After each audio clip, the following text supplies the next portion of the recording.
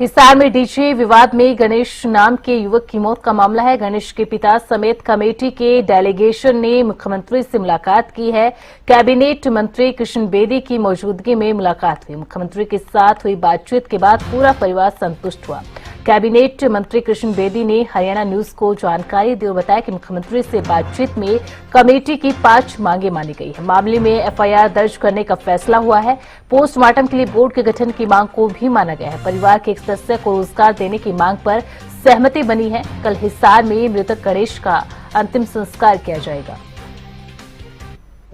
हिसार गणेश मामले को लेकर आज एक कमेटी और तमाम जो परिजन थे गणेश के वो चंडीगढ़ पहुंचे हैं। कृष्ण बेदी से उनकी मुलाकात हुई।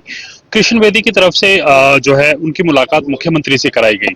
इस पूरे मामले में किस प्रकार से मुख्यमंत्री की तरफ से जो है तमाम बातें कही गई, इसके साथ साथ कमेटी की कुछ मुख्य मांगे थी जिनको लेकर मुख्यमंत्री के सामने रखा गया। कैबिनेट मिनिस्टर कृष्ण बेदी ने इस पूरे मामले को लेकर कहीं ना कहीं अगुवाई करते हुए नजर आए। सर, आज हिसार का जो मामला था, गणेश की जो मौत का मामला था, उसको लेकर तमाम कमेटी के लोग आपसे मिलने के लिए पहुंचे। क्या कुछ पूरा मामला था और क्या कुछ बात कमेटी की तरफ से आपके सामने रखी? 7 तारीख से लगातार एक दुर्घटना हिसार में हुई जी। और वो दर्दनाक एक 17 साल की किशोर की उसमें घटना में मृत्यु हो गई और पुलिस का उसमें कोई रोल नजर आया। तब से परिवार के लोग उसकी डेड बॉडी को लेकर हिसार सिविल हॉस्पिटल में एफआईआर के लिए और न्याय के लिए बैठे थे। 2-3 दौर की पहले बातचीत हुई, परंतु कुछ असमंजस में कारण वो मामला अटक गया और आज दोबारा मैंने कमेटी से बातचीत की और कमेटी ने आज यहाँ पर चंडीगढ़ में आकर बातचीत की। परिवार के लोग भी साथ आए।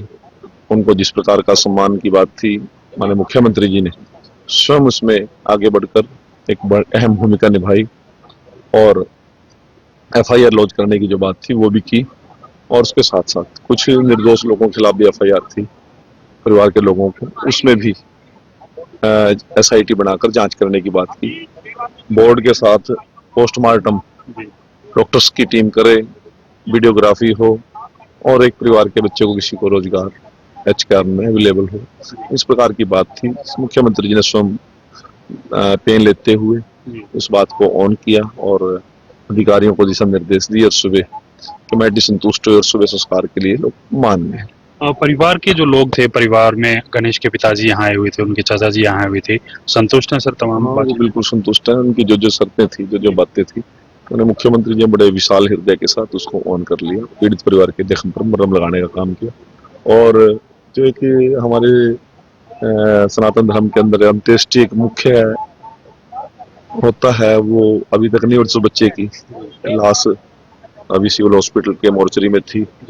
कल उसका संस्कार करेंगे और परिवार को हमने संतावना भी दी, मुख्यमंत्री ने संतावना दी और ये आंदोलन कल समाप्त हो जाएगा। और राहुल गांधी का भी पूरे मामले को लेकर एक ट्वीट के भी संज्ञान में वो ट्वीट होगा सर। वो ये कहते हुए नजर आए कि भारतीय जनता पार्टी की सरकारों में इस प्रकार से दलितों को दबाया जाता है, इस प्रकार से तमाम जो दलित हैं वो कहीं ना कहीं पिसते हुए नजर आते हैं। क्या कहना है सर आपका राहुल गांधी के इस ट्वीट को लेकर? राहुल गांधी का ट्वीट आया था, अब जिस प्रकार की राजनीति उसको करनी चाहिए वो कर रहा है, परंतु पहले अपने गिरबान में झांक लेना चाहिए। मिर्चपुर कांड भी इसी धरती पर हुआ, सार जिला में ही हुआ, उसी की सरकार में न्याय नहीं मिला।